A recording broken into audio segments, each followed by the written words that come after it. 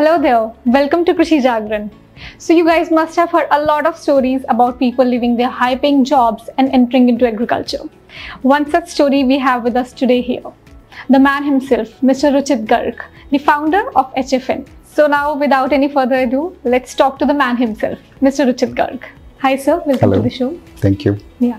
So I would like to ask you, why did you choose this conventional path of agriculture? In spite of having a good job in US, you had been working in Microsoft for around 6 years, if I may say so. Yeah, about 6 years, yes. Yeah. So, I mean, what inspired you, motivated you to choose agriculture as your career path? So I spent a lot of years in, as you said, in Microsoft, not just in India, but their headquarters in Redmond, Washington. And after having built Xbox and operating system, which everybody in the world uses, I got bored and left Microsoft in 2011. And I built a technology company in US, sold it off. And at some point I started having this feeling that, why are we doing the work we are doing? Because I come from a really lower middle class Indian family, wherein, we were growing up in a 100 square feet home.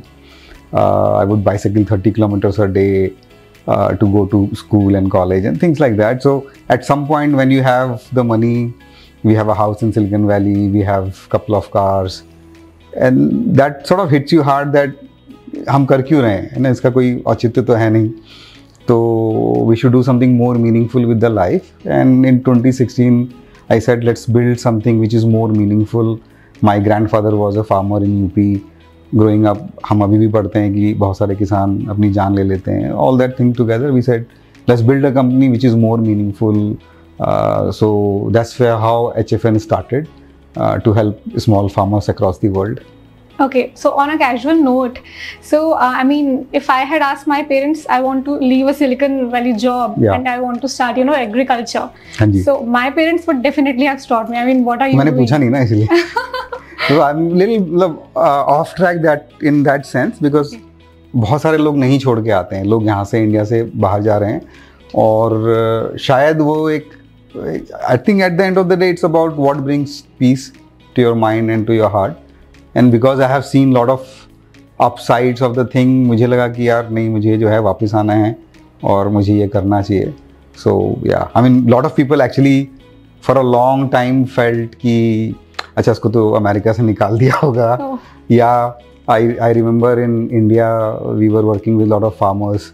तो कभी pineapple आ रहे हैं मणिपुर से, I would actually get pineapples on airplane and fly them from one of the airports, I think Guwahati से आ रहा था, and to Chandigarh, and I will give it in my apartment. So सबको लगता था कि मैं सब्जी वाला हूँ या कुछ है. So but again, I mean, it's part of the journey until you hit something. Now people have a different view about what we do. Right. So I mean, we have all heard about HFN. So what exactly is HFN doing? So see, the mission we have is to improve the farmers' income. We do it by engaging with them from everything they need, from seed to market. बीज से लेके बाजार तक जो भी एक छोटे किसान को चाहिए होता है, उसमें HFN इन्वॉल्व है.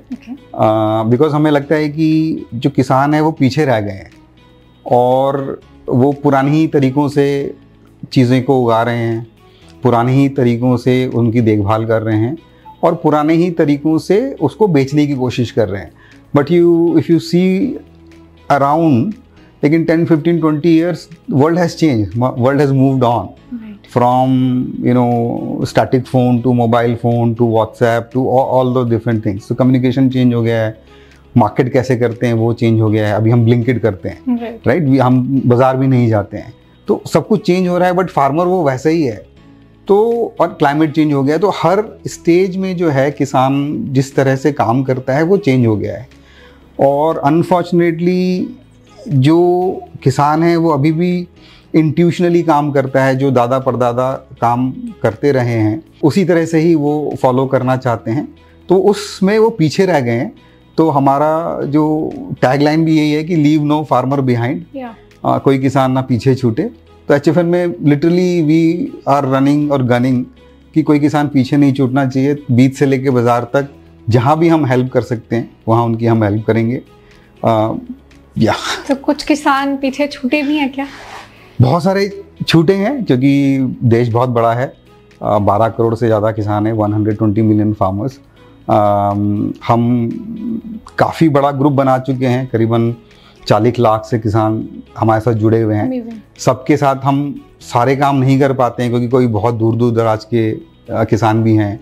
मणिपुर में भी है, आसाम में भी है, अरुणाचल प्रदेश में भी है, पुलवामा में भी है, उरी में भी है, बहुत सारी जगह मैं गया भी हूँ, किसानों के साथ रहा भी हूँ।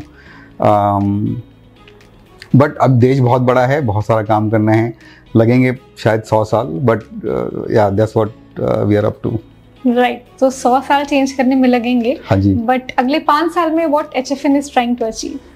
सी again we are trying to become much more efficient, because agriculture में जो मार्जिन्स होते हैं बिजनेस के रिलेटिवली कम होते हैं अगर आप सिर्फ ट्रेडिंग कर रहे हैं तो। और जो ब्रांड बिल्डिंग एक्सरसाइज है, मतलब एक तो हम है कि ठीक है हमने आपको बता दिया कि जो गेहूं लगा रहा है या जो धान लगा रहा है वो आप मूंग भी लगाइए, but that's not enough, because जो इंक्रीज ऑफ इनकम होता है फार्मर का वो बहुत थोड़ा होता है।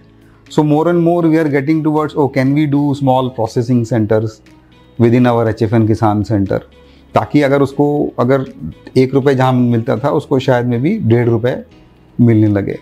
तो lot of work is happening in creating our own branded product HFN किसानों का अपना ब्रांड, जहाँ पे सरसों का तेल है, गेहूं का आटा है, मैदा, सूजी, दलिया, ये सब जो है वो FPO से हम लेके आ रहे हैं मार्केट में। ऑलरेडी बहुत सारी चीज़ें मार्केट में हैं और हमारी कोशिश है कि वो एक गैप हम फिल करें, ताकि जो सप्लाई चेन में जो मनी गांव से बाहर चला जाता था वो ज़्यादा से ज़्यादा गांव में रहे और किसानों की आय जो है दुगनी नहीं तिगुनी चौगुनी हो जाए। ओके, सो अभी अगर हम आय की बात करें जी, तो आपने किसानों की लाइफ में कितना चेंज ला पाए हैं? सो देखो ऑल ओवर द प्लेस है, हर जगह हम बढ़ा पाए हैं ऐसा मैं नहीं कहूँगा बिल्कुल भी, बट कई जगह हैं जहाँ पे हमने 3 गुना भी बढ़ोतरी देखी है। क्यों? क्योंकि बहुत सारे बीच के जो मझोलिया लोग हैं जो वैल्यू ऐड नहीं करते हैं वो हम निकाल चुके हैं या निकाल पाए हैं।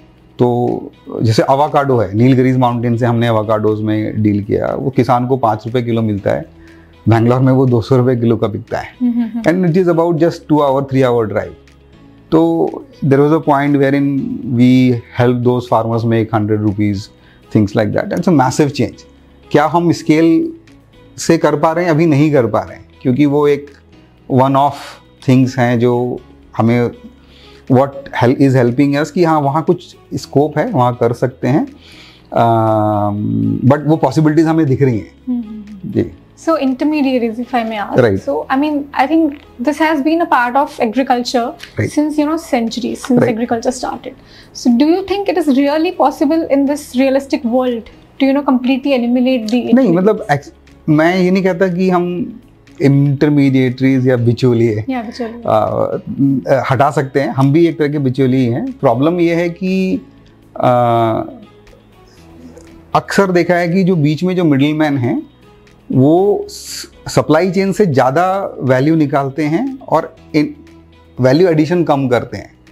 तो व्हाट आई मीन कि मान लीजिए आपने सेब खरीदा, किसान से आपने 20 रुपये का खरीदा, लेकिन वो तुरंत विदाउट एडिंग एनीथिंग, ना तो आपने उसे पॉलिश की, ना ही आपने स्टिकर लगाया, ना ही आपने उसको अच्छे डिब्बे में लगाया, वो तुरंत जो है 60 रुपये का बेचता है। So what happens there is कि आपने वैल्यू एडिशन कुछ नहीं किया उसमें, बट आपने उसका वैल्यू कैप्चर ज़्यादा किया। तो प्रॉब्लम ये यहाँ पे है कि जब आप वैल्यू ज़्यादा किसी भी सिस्टम से निकालने लग जाएंगे तो वो ख़राब हो जाएगा। So that is the problem. So we are trying to be a better middleman in the process, ताकि हम थोड़ा ही निकालें और ज़्यादा से ज़्यादा जो है हम किसानों को दे पाएँ। Okay, so since you mentioned that you have launched some FMCG products also, right? So do you think you are deviating a little bit from your core business? Yes and no, मतलब actually उसके solve करे बिना ना हम किसान की आय हम बढ़ा नहीं पाएंगे। क्योंकि अगर आप देखो, अगर मैं कहूँ लार्ज स्केल पे, राइट, अगर मान लीजिए 12 करोड़ फार्मर हैं और उसमें से अगर हम ये कह लेते हैं कि 5 करोड़ या 6 करोड़, ये नंबर गलत हो सकते हैं, गेहूं लगाते हैं। अगर मैं सबको गेहूं से निकाल के कहीं और कर दूं, एक तो बहुत समय लगने वाला है, लेकिन वो जिस भी चीज़ में ले जाऊंगा तो फिर वो उसकी गेहूं जैसी ही हालत होने वाली है. Getting my point? So if anything, if you have at surplus, the value of that will come down. So how do you solve? You solve it by diversifying the crops where you can, and then also you diversify the way it hits the market. कहीं पे आप आटा बनाएं, कहीं पे वो आप उसका मैदा बना सकते हैं, कहीं पे कुछ और आगे ले जा सकते हैं. तो उस while it is sounds different and of course team के लिए ये चैलेंज है कि अब मुझे जो है एक FMCG टाइप की टीम रखनी पड़ेगी, बट उसके बिना ना सॉल्यूशन नहीं है. मतलब we are sort of Amul in many ways, कि अमूल में अगर आप देखते हैं तो वी नो कि हम मक्खन खाते हैं, दूध पीते हैं, आइसक्रीम है, प्रोटीन मिल्क है अब तो बट देन बैकवर्ड में, बैक लिंकेज में वो हॉस्पिटल भी है कैटल के लिए, लोन भी देते हैं और बहुत सारी चीज़ें चल रही होती हैं जो अक्सर हम बात नहीं करते होते हैं. And Amul has been very successful. So in a way we are building this brand and इस एज वी सेड ये HFN जो है वो किसानों का ब्रांड है. ये टैगलाइन भी है हमारी जो ब्रांड का है, जहाँ पे हम FPOs को अपना ब्रांड देंगे. हम कैपेसिटी बिल्डिंग भी कर रहे हैं कि भैया आपने पैकेज ऐसे करना है, लेबल ऐसे करना है, प्राइसिंग ऐसे करनी है, सामान ऐसे बेचना है. इसके बिना और कोई तरीका नहीं है उसको बढ़ाने का. Okay, so since you are an inspiration for many, youth who are watching this episode, so what you would like to tell them? I mean, if they want to become an entrepreneur like you, so are there any hurdles that they had to face, or it's a smooth journey? I mean, what it's नहीं, बहुत मुश्किल है. I think you have to be very passionate, क्योंकि ऐसा नहीं है कि रातों रात कुछ हो जाता है. एक दो एग्जाम्पल्स भी हैं रातों रात वाले, बट अक्सर नहीं होता है. You have to be prepare for a very very long journey. I have been doing it for almost 9 years now. So you have to be very very passionate. Also you have to be very very passionate about the problem, not the solution. मतलब जब example लूँगा, कल मैं किसी young entrepreneur से मिल रहा था, तो ही वॉज लाइक कि AI में कुछ करना है. तो I have to help him realise कि डोंट थिंक अबाउट सोल्यूशन और टूल सेट पर्सपेक्टिव कि AI से करना है. You have to be in love with the problem कि ये सॉल्व करना है. Maybe AI is a way और Web3 is a way, bitcoin is a way, we don't know, because things will come and go. You will still be solving that problem. 2 साल बाद, 3 साल बाद वो technology गायब हो सकती है. So you have to be passionate about solving that problem. So that's a very, very important thing. So how did you identify this problem, since you were in IT background? So it was a complete, untouched area for you. So again, passion about solving the small scale farmer problem was my core area. Yeah. But day one, it was not clear how exactly we will do. Initially, my first take was, can we build a Google Maps for agriculture? Okay. Again, pretty big idea. We had a lot of PhD scientists. So on a lighter note, so if I may ask you, any one such agriculture personality or figure whom you would like to have a dinner with? I think Korean. Oh, that's wonderful example. Yeah. So I think that's about it. So it was wonderful having you on our show, sir. Thank you. We look forward to much inspiring stories from you. Thanks. And I hope HFN grows to much bigger heights in future. Thank you. Thanks. Wow, what a story. I hope this story has inspired a lot of you to become entrepreneurs yourselves. And this is what we have been trying to do here at Krishi Jagran. We'll be keep on bringing these successful entrepreneurs to the platform so that you also follow the same path and become entrepreneurs yourselves. Thank you.